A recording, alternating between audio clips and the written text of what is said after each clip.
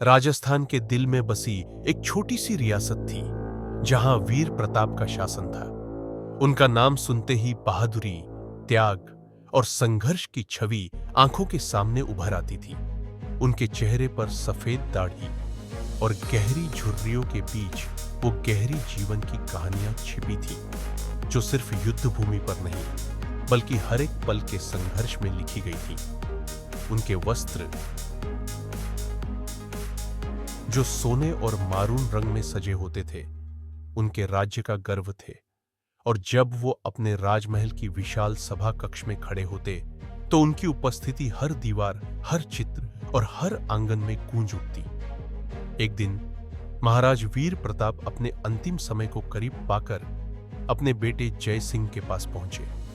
राजा का स्वास्थ्य बिगड़ चुका था, लेकिन उनकी आंखों में वही निर्भीकता और साहस था।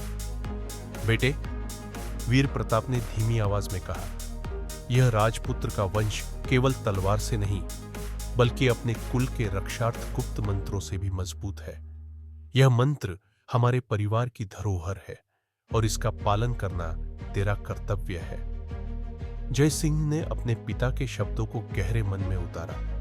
पिता, मैं यह वचन देता हूं कि मैं इस मंत्र की रक्षा करूंगा, जैसा आपने किया। उनकी आंखों में एक दृढ़ संकल्प था जो किसी भी मुश्किल को मात दे सकता था। लेकिन इससे पहले कि वह पिता की राह पर चल सके, उन्हें सबसे बड़ी चुनौती का सामना करना था। नागेंद्र, वह तांत्रिक जो कभी वीर प्रताप का मित्र था, अब घातक दुश्मन बन चुका था। देवी पार्वती का आशीर्वाद जय सिंह के सामने अब एक नई जिम्मेदारी थी। महाराज वीर प्रताप के निधन के बाद मां देवी पार्वती ने उसे आशीर्वाद देने के लिए बुलाया। देवी पार्वती, जिनका चेहरा चिंता और दुख से भरा था, अपने बेटे के पास आई। उनके गहनों की चमक और साड़ी की रंगीन छांव में एक शांति थी, लेकिन उनकी आंखों में एक गहरी चिंता थी। बेटे, देवी पार्वती ने धीरे से कहा, नागेंद्र की तामसिक शक्तियां अब हमारे राज्य के लिए खतरे का कारण बन चुकी है। वह गुप्त मंत्र को हासिल करना चाहता है और उसकी नजरें तेरे ऊपर है। जय सिंह ने अपनी मां की बातों को बिना हिले सुना। उसकी आंखों में न केवल साहस था बल्कि एक अडिग वचन भी। मां, मैं न केवल इस राज्य को बचाऊंगा बल्कि मैं पिता की राह पर चलकर यह कर्तव्य निभाऊंगा। युद्ध की तैयारी अब जय सिंह युद्ध की तैयारी में जुट गया था। राजमहल की अस्तबल और अस्तबल के पास स्थित शस्त्रागार में हर तलवार, हर ढाल और हर कवच में वह आत्मविश्वास झलक रहा था जो युद्ध भूमि में सफलता की कुंजी बनता। एक एक भाला, एक एक कवच उसके हाथों में तैयार हो रहा था, जैसे वह अपने राज्य की रक्षा के लिए नए जीवन की शुरुआत कर रहा हो। आज से मेरी तलवार अपने राज्य के लिए है, उसने खुद से कहा।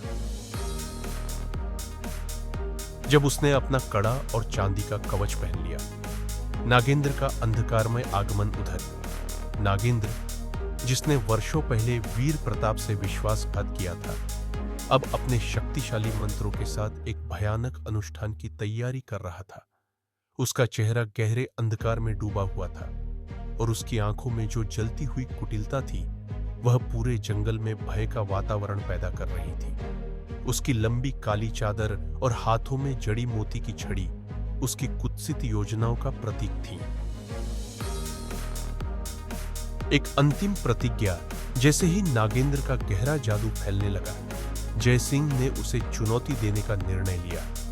वह अपने राज्य की धरोहर और पिता के गुप्त मंत्र की रक्षा के लिए हर कीमत चुकाने के लिए तैयार था। मैं अपने कुल की रक्षा करूंगा और इसके लिए मुझे अपनी जान भी देनी पड़ी तो मैं तैयार हूं, जय सिंह ने अपने आप से कहा। और उसी क्षण में उसने अपना तलवार उठाया, जैसे वह एक नई शुरुआत करने जा रहा हो। नागेंद्र और जय सिंह का आमना सामना वह समय आ पहुंचा जब दोनों की राहें मिलती हैं और वह जंगल का मैदान उनका युद्ध स्थल बन गया। घने पेड़ और अंधेरे के बीच दोनों की आंखों में अलग अलग इरादों की झलक थी। जय सिंह ने अपने पिता के गुप्त मंत्र को पूरी तरह से समझ लिया था और अब उसकी तलवार के साथ साथ उसका साहस भी उस मंत्र की ताकत को महसूस कर रहा था। यह युद्ध नहीं, यह हमारी धरोहर की लड़ाई है, जय सिंह ने बड़े जोश के साथ कहा। और जैसे ही वह नागेंद्र की तरफ बढ़ा, जंगल की हवाएं और भी तेज हो गई। अंतिम युद्ध तलवार और मंत्रों की गूंज ने जंगल को पूरी तरह से गूंजाया। जय सिंह ने अपनी पूरी शक्ति के साथ नागेंद्र पर हमला किया और उसकी तलवार हवा में घूमी, एक बिधी हुई आंधी की तरह। नागेंद्र ने बचने के लिए जादुई शक्तियों का इस्तेमाल किया, लेकिन जय सिंह की तलवार ने उसे कभी न झुकने वाला बनाया। नागेंद्र, तुम्हारी कुटिलता अब समाप्त होगी, जय सिंह ने अपनी पूरी ताकत से चिल्लाया और नागेंद्र को धरती पर गिरा दिया। विजय और समापन। अंत में जय सिंह ने विजय प्राप्त की। वह पूरी तरह से थका हुआ था, लेकिन उसकी आंखों में वही साहस और संतोष था जो किसी महान योद्धा के पास होता है। नागेंद्र अब हार चुका था और वह राज्य का गुप्त मंत्र अब जय सिंह की सुरक्षित रखवाली में था। मेरे पिता का वचन पूरा हुआ, जय सिंह ने अपने को अभिवादन करते हुए कहा। यह राज्य और इसके लोग हमेशा सुरक्षित रहेंगे। और इस प्रकार जय सिंह ने अपने पिता की धरोहर को संजोते हुए राज्य की रक्षा की और यह साबित कर दिया कि बहादुरी सिर्फ युद्ध की तलवारों में नहीं, बल्कि अपने वचन में भी होती है।